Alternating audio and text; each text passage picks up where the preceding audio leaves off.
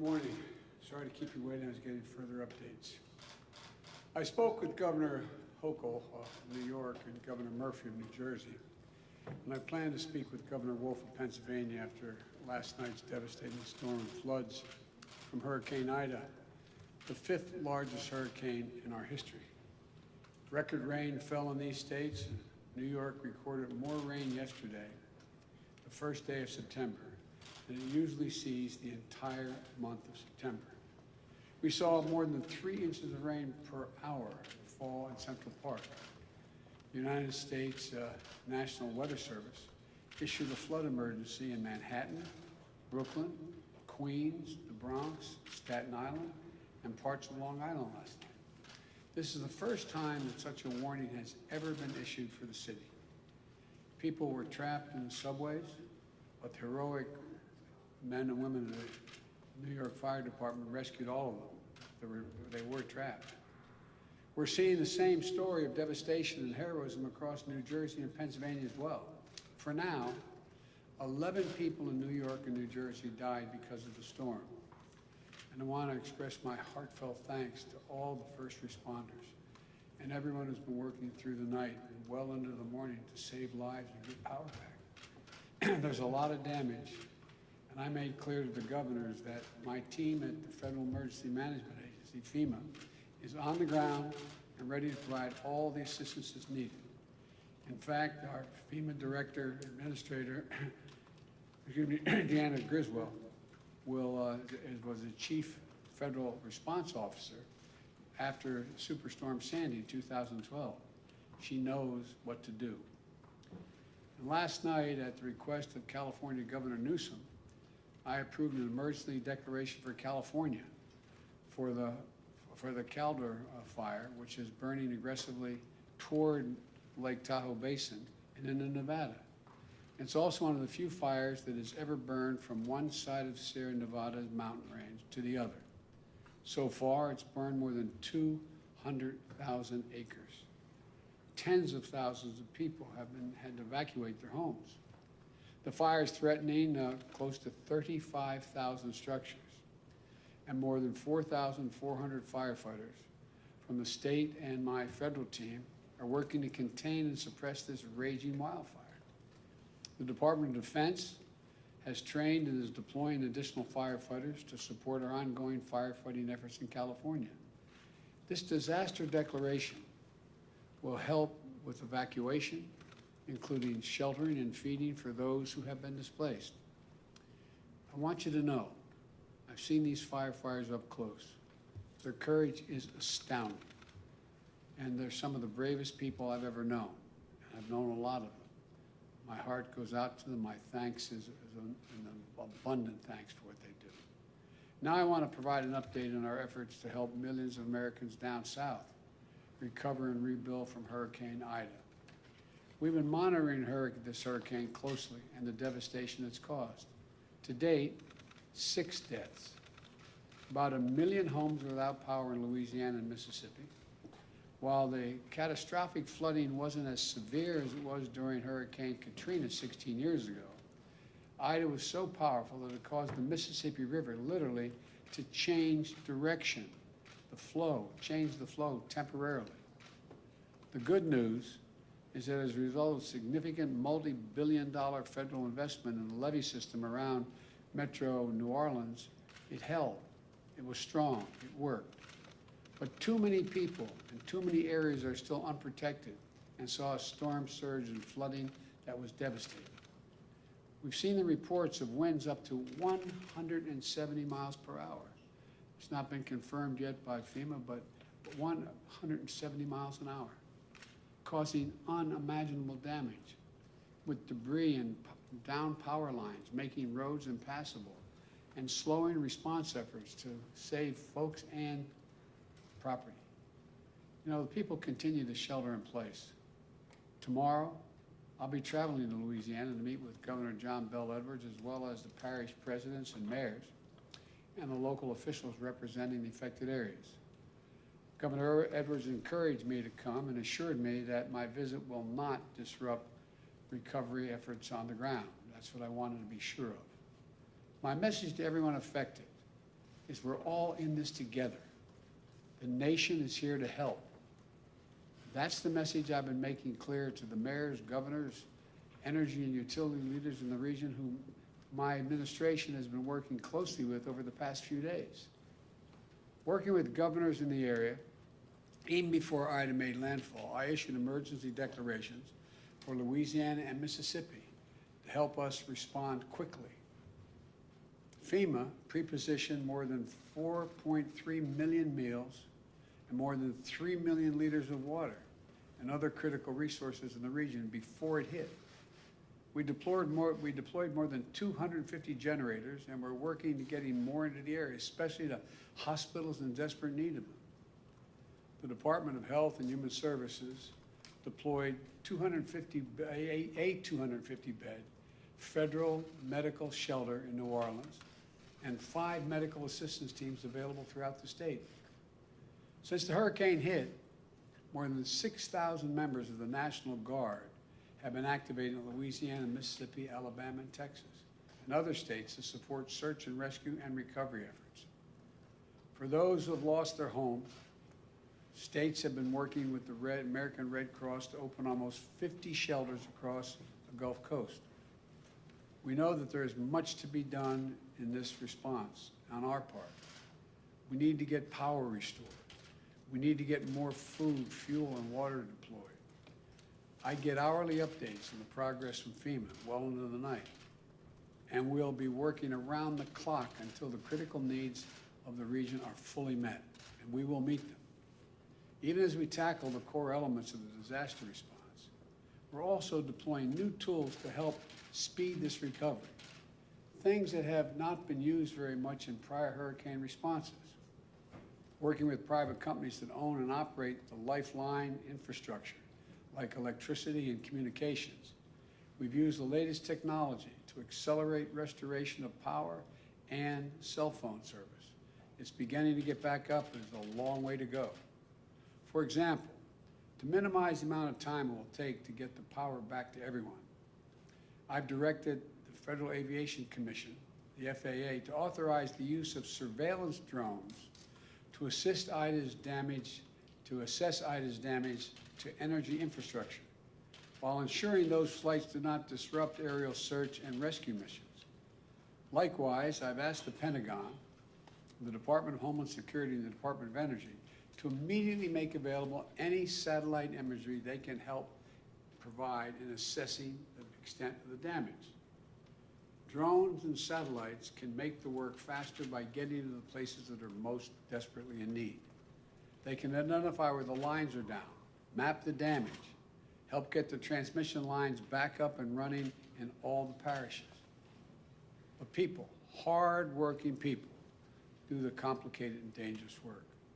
There are more than 25,000 linemen and clearance crews from 32 states and the District of Columbia racing to restore power. In Alabama, 2 have died on the job. This is complicated and really dangerous work, but we're moving as fast as humanly possible to get it done. It's important to know that the region hit by Ida is the key center of our nation's oil production and refining infrastructure. That's why we're not waiting to assess the full impact of the storm is going to have on oil production and refineries. We're moving already, quickly, to increase the availability of gas and easing the pressure on gas prices around the country. I've directed the Secretary of Energy, Jennifer Granholm, to use all of the tools at her disposal, including using the Strategic Petroleum Reserve to keep gas flowing to the pumps. In order to get critical supplies to the region to beat the pandemic, I directed the Department of Transportation to renew an energy declaration to provide flexibility on how many hours a truck driver can drive. Most people don't know there's a limitation on the number of hours you can be on the road. The Transportation Department is broadening that emergency declaration to include transportation of gasoline and other types of fuel as well, in addition to medical supplies and food. In addition, the Environmental Protection Agency has approved emergency waivers for Louisiana and Mississippi that will expand the supply of gasoline that can be sold in those states and increase availability at such a critical time. These actions should help reduce the risk of gas shortages and price increases as a result of the hurricane. We also know a lot of people lost cell phone service because their particular carrier's tower went down or got damaged. A few days ago, I asked the Federal Communications Commission, the FCC, and my White House team to work with the cell phone companies to allow customers to use roaming services. So that means that folks in the area should be able to get a signal no matter what carrier they're in. If their one carrier's down, they can roam and use another carrier they're not part of, they're not signed up with. Just think of the sons and the daughters, and the moms and dads, the loved ones trying to reach each other, and the feeling of fear, maybe something happened, and it's just because they can't, the cell phone's not working. Think of the millions of people reaching out for help. This is important and it's critical. Now, a lot of private companies and public entities are doing their part. Today, I'm calling on insurance companies not to evade their responsibility to keep the priorities they made to their customers and the promises they made, and help some folks who are hurting. Here's the deal. FEMA is providing critical need assistance, for example, to help with a hotel bill you racked up because you couldn't stay in your home during the hurricane. The Department of Housing and Urban Affairs, HUD, is also offering assistance to families in impacted areas. But right now, we're hearing reports that some insurance companies may deny coverage for additional living assistance expenses unless the homeowner was under a mandatory evacuation order. So people pay their insurance premiums. They're supposed to get payments from their insurance companies for relocation costs. But insurance companies, in the face of the strongest storm since 1850, say, no, we're not going to pay you what we owe you. Because the fact is, parishes in Louisiana, like New Orleans and St. John's, issued a voluntary evacuation order at first and may not have even had enough time to make a mandatory one as the storm moved in so fast. Other parishes, a voluntary evacuation order suggested that residents could try to protect themselves by sheltering in place against the ferocious winds. We can all understand why folks felt safest leaving their homes and going elsewhere, out of the path of the devastating storm. No one fled this killer storm because they were looking for a vacation or a road trip. They were able to stay in a hotel. They left their homes because they felt it was flee or risk death. There's nothing voluntary about that. So I'm calling on the private insurance companies right now, at this critical moment. Don't hide behind the fine print and technicality. Do your job. Keep your commitments to your communities that you insure. Do the right thing. And pay your policyholders what you owe them to cover the cost of temporary housing in the midst of a natural disaster. Help those in need. That's what all of us need to do. That's what we're trying to do. FEMA has pushed out $77 million to the people of Louisiana so far, individuals. My message to the people of the Gulf Coast, who I'm going to visit tomorrow, we are here for you. And we're making sure the response and recovery is equitable so that those hit hardest get the resources they need and are not left behind. Whether you're a homeowner, a renter, a parent, a small business owner, no matter who you are, if you live in the affected area, please visit disasterassistance.gov. Go online and visit disasterassistance.gov to find help now. That's disasterassistance.gov. Or call 1-800-621-FEMA, F-E-M-A.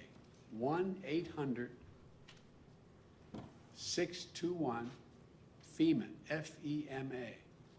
That's 1-800-621-3362. There's help you can qualify for right away. I've talked tasked my senior advisor, Cedric Richmond, New Orleans neighbor and former congressman from Louisiana's 2nd District for 10 years, to lead this relief effort. He knows the area, he knows the people, he knows how to get things done, and he knows they get things done when local, state, and federal level are all working together alongside the private sector. The people of Louisiana and Mississippi are resilient and resourceful. We're going to stand with you for as long as it takes to recover and allow you to rebuild. And to the country, the past few days of Hurricane Ida and the wildfires in the West and the unprecedented flash floods in New York and New Jersey is yet another reminder that these extreme storms and the climate crisis are here. We need to be much better prepared. We need to act. When Congress returns this month, I'm going to press for their action on my Build Back Better plan. That's going to make historic investments in electrical infrastructure, modernizing our roads, bridges, our water systems, sewer and drainage systems, electric grids and transmission lines, and make them more resilient to these superstorms and wildfires and floods that are going to happen with increasing frequency and ferocity. We're reminded that this isn't about politics. Hurricane Ida didn't care if you were a Democrat or a Republican, rural or urban. This destruction is everywhere. And it's a matter of life and death, and we're all in this together. This is one of the great challenges of our time. But I'm confident we'll meet it. We're the United States of America. And there's simply nothing, you've heard me say it before, nothing beyond our capacity when we work together. So for all those who are still in harm's way, or all those struggling to deal with the aftermath of these storms and fires, say, God bless you. Keep the faith. Everyone working day and night to look out for their fellow Americans is what this is about. And we're going to get this done. Thank you. Mr. President, one question on funding, sir. For a whole of government in Texas, sir?